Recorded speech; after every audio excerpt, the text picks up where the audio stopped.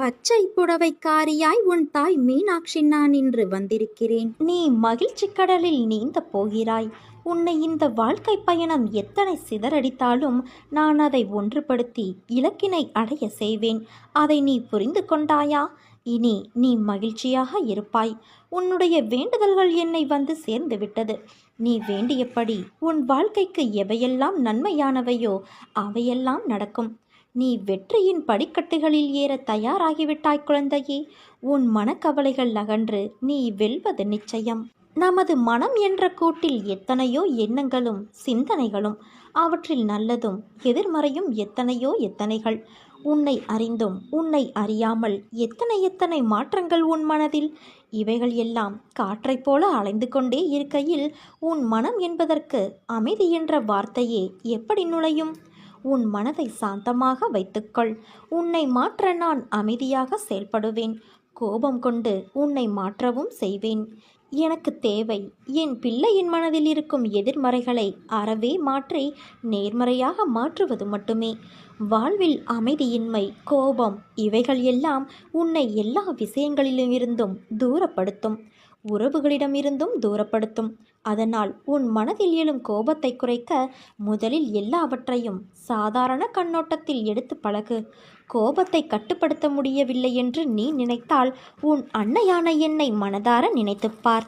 என் நாமத்தை நினைத்து என் கோபமானது என்னையும் என்னை சுற்றியுள்ளவர்களையும் ஒருபோதும் காயப்படுத்திவிடக்கூடாது என்று மனதார நினைத்து என்னை நோக்கி பிரார்த்திக்கத் தொடங்கு. நிச்சயம் சிறிது நேரத்தில் உன்னுள் எழும் மாற்றங்களை நீ உணர்வாய். இது கோபத்திற்கு மட்டும் பொருந்தும் மருந்துகள் அல்ல. உன் மனம் சஞ்சலமடைந்தாலோ, அமைதியில்லாமல் இருந்தாலோ, புத்தியும் மனமும் நேர்கோட்டில் இருந்தால்தான் உன் முடிவுகளும் அதை நோக்கி முற்படும் காரியங்களும் முறையாக அமையும். மனம் முடிவு எடுக்க முடியாமல் தடுமாறினால் நீ என்னை நினைத்து தியானிக்கலாம். நிச்சயம் உன்னுள் ஒரு தெளிவு பிறக்கும். நாம் இப்படி இருக்கிறோமே என்று வருந்துவது உன்னை நீ மாற்றிக்கொண்டு ஒரு நல்ல நிலையில் நல்ல குணங்களோடு இருக்கப் போகிறாய் என்பதற்கான அறிகுறி. அதனால் உன்னுள் எழும் அனைத்து நேர்மறை எதிர்மறை எண்ணங்களை கவனி. அதன் பிறகு நீ எப்படி மாற வேண்டும் என்று உனக்குள் நான் அறிவுரைத்து கொண்டே இருப்பேன். அதை விசுவாசத்தோடு கேட்டு நடந்தால் நிச்சயம் நீ செம்மையடைவாய் குழந்தையே. நீ படும் துயரமும் அனுபவிக்கின்ற மன இறுக்கமும் அழுகின்ற அழுகையும் என்னை பாடாய்படுத்துகிறது. இனி உன்னை நான் அதிகமாக நேசிக்கப் போகிறேன். இதுவரை உனக்கு நடந்த கெடு பலன்களையெல்லாம் மாற்றி அமைக்கப் போகிறேன். நீ புத்திசாலியாக இருந்து உன் குடும்பத்தை கட்டி எழுப்பு என் குழந்தையே. பிறர் உன்னை கேலி பேசுகிறார்கள், குறை கூறுகிறார்கள், அவமரியாதையாக பார்க்கிறார்கள் என்றெல்லாம் கவலைப்படாதே. அவர்கள் எல்லாம் உன் வளர்ச்சி பிடிக்காமல் மீண்டு வந்து விடுவாய் என்ற பயத்தில் புலம்புகிறார்கள். அவர்களுக்கு எல்லாம் ஒரு பொன் சிரிப்பை தவிர வேறு எதையும் காட்டாதே. இழப்பிலிருந்து படிப்பை கற்றுக்கொள். எழுந்து கால் ஊன்றி நில். உன்னால் முடியும். உன்னால் மட்டுமே முடியும். நிச்சயமாக சறுக்களிலிருந்து நீ மீண்டு சாதிக்கப் போகிறாய். உன்னை இழந்தவர்களும் கைவிட்டவர்களும் கடன் கொடுத்து சுரண்டியவர்களும் கதவை சாத்திக்கொண்டு போனவர்களும் உன்னை பார்த்து பிரமிக்கப் போகிறார்கள். அதுவரை நான் சிறிதும் அயராது உனக்காகவே உழைக்கப் போகிறேன். ஒருவருக்கு இணையில்லாத புத்தி சாதுரியம் இருக்கலாம், ஆடாத அசையாத சிரத்தையும் இருக்கலாம். ஆனால் என்னை போன்ற பலமான ஒரு நல்ல வழிகாட்டி உனக்கு அமைவதற்கு தெய்வ பலம் அவசியம் வேண்டும். அதை நீ கடைபிடித்துக்கொள். நானும் உங்களை விடாமல் வணங்கிக் கொண்டே இருக்கிறேன். எனக்கு ஒரு பதிலை நீங்கள் இன்று சொல்ல வேண்டும் என கேட்டிருந்தாயல்லவா? ஒரு விதையை விதைத்துவிட்டால் அதன் செயல்கள் ஆரம்பமாகிவிடும். அதற்குரிய காலத்தில் அதன் பூக்கள் பூக்கும், காய்க்கும்.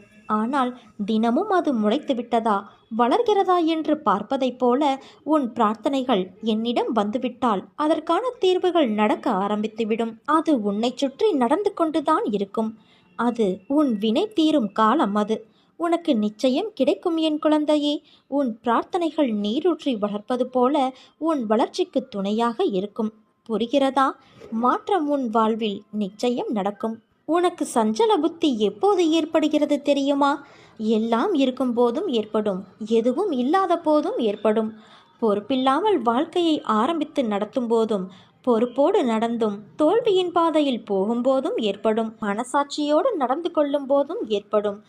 ஏதோ ஒரு எதிர்பார்ப்பு மனதில் இருக்கும் போதும் ஏற்படும். அப்படியானால் எல்லா நிலைகளிலுமே சஞ்சல புத்தி ஏற்படுமா என்றால் நிச்சயமாக ஏற்படும். வாழ்க்கையில் நிறைய சாதிக்க வேண்டும் என்ற எண்ணம் இல்லாவிட்டாலும் தன்னிறைவோடு வாழ வேண்டும் என்ற எண்ணத்திலாவது ஒருவர் வாழ வேண்டும். இதற்காக தொழில் செய்கிறோம், வேலைக்கு செல்கிறோம், நமக்கென கடமைகள் இருக்கின்றது. அது தனது திருமணமாக இருக்கலாம், வீடு கட்டுவதாக இருக்கலாம், பிள்ளையின் படிப்பாக இருக்கலாம், தொழிலை பெருக்கும் ஒரு முயற்சியாக இருக்கலாம், அல்லது வாழ்வில் முன்னேற ஏதோ ஒரு வழியாகவும் இருக்கலாம். அவற்றை சரியாக செய்ய வேண்டும் என்று முனையும் போது பிரச்சனையை சந்திக்கிறோம். எந்த பிரச்சனையாக இருந்தாலும் அது கொதிக்கின்ற எண்ணெயை போன்றது. இளம் சூடாக இருக்கும் வரை இதமாக இருக்கும், கொதிக்க கொதிக்கத்தான் உடல் வெந்து போகும். ஆமை இருக்கிறதே, அதை கொல்வதற்காக ஒரு பாத்திரத்தில் நீரை ஊற்றி கொதிக்க வைப்பார்கள். நீர் இளம் சூடாக இருக்கும் வரை இதமாக இந்த தண்ணீர் போல எங்கும் தண்ணீர் இருக்காது என நினைத்து ஆமை கால்களை அகல விரித்து நீந்தத் தொடங்கும். சில நிமிடங்களில் நீர் கொதிக்க ஆரம்பித்ததும் அதிலேயே இறந்து போகும். இப்படித்தான் பிரச்சனைகளும். துவக்கத்தில் பிரச்சனை தெரியாமலேயே காலை விடுவோம், பிறகு சமாளித்து விடலாம் என அடி எடுத்து வைப்போம், இறுதியில் அதிலேயே மாட்டிக்கொள்வோம்.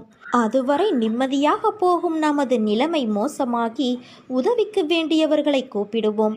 ஒரு கட்டத்தில் அவர்களும் ஒளிந்து கொள்வார்கள். பிறகு கடவுளை கூப்பிடுவோம். நமது கர்மா தீரும் வரை அவரிடம் உதவி பெற முடியாது. ஏனென்றால் கடவுள் தருவதை கர்மா தடுத்துவிடும். அதன் பிறகு தற்கொலையா, ஊரை விட்டு ஓடுவதா என சிந்திக்க வைக்கும். இதுதான் பிரச்சனையின் இயல்பு. எப்படியும் திருப்பி தந்து விடலாம் என்ற எண்ணத்தில்தான் அனைவருமே கடன் படுகிறோம். நேரம் சரியில்லாத காலத்தில்தான் கடன் தொல்லை என்ற ஒன்று நமக்குள் ஊடுருவி விடுகிறது என்பதை உணர்ந்து கொள்ள வேண்டும். இதனால் மேற்கொண்டு புதிய முயற்சி எதிலும் ஈடுபடாமலும் கடன் பெற முயற்சிக்காமல் இருப்பதை வைத்து காலத்தை ஓட்டும் முயற்சியிலும் இருந்தால் நாம் நிச்சயம் தப்பித்து கொள்ளலாம். ஆனால் அது நம்மால் முடியாத ஒன்றாகி நமது நேரம் நம்மை வேறு திசையில் தள்ளிவிடும். அதனால் வட்டிக்கு மேல் வட்டிக்கு வாங்கி வட்டியை கட்ட தனிக்கடன் வாங்குகிற கதையாக மாறும்போது மனம் சஞ்சலப்பட ஆரம்பிக்கும். கடன் மட்டும் அல்ல, நமது குழந்தைகள் நலமாக இருப்பார்களோ மாட்டார்களோ என நினைக்கும் போதே மனம் சஞ்சலப்படுகிறது. அவர்கள் நம்மை மதிக்காத போதும் கூட மனம் சஞ்சலப்படுகிறது. நமது செயல்கள் நமக்கு எதிராக திரும்பிவிடும் போதும், நல்லதை செய்து தீமையாக முடியும் போதும், நாம் ஏமாற்றப்பட்டு விட்டோம் என்பதை உணர்ந்த பிறகும் மனம் சஞ்சலப்படுகிறது. இப்படி நம்மை மீறிய செயல்கள் நம் வாழ்வில் குறுக்கிடும் போதும் மனம் இயல்பாக சஞ்சலப்படுகிறது. இந்நிலையில் இருப்பு கொள்ளாமல் தவித்து புலம்பிக் கொண்டு இருக்கிறோம். இத்தகைய நிலையை மனதிற்குள் வைத்துக்கொண்டு அலைபவனைத்தான் சஞ்சல புத்தியுள்ளவன் என்கின்றோம்.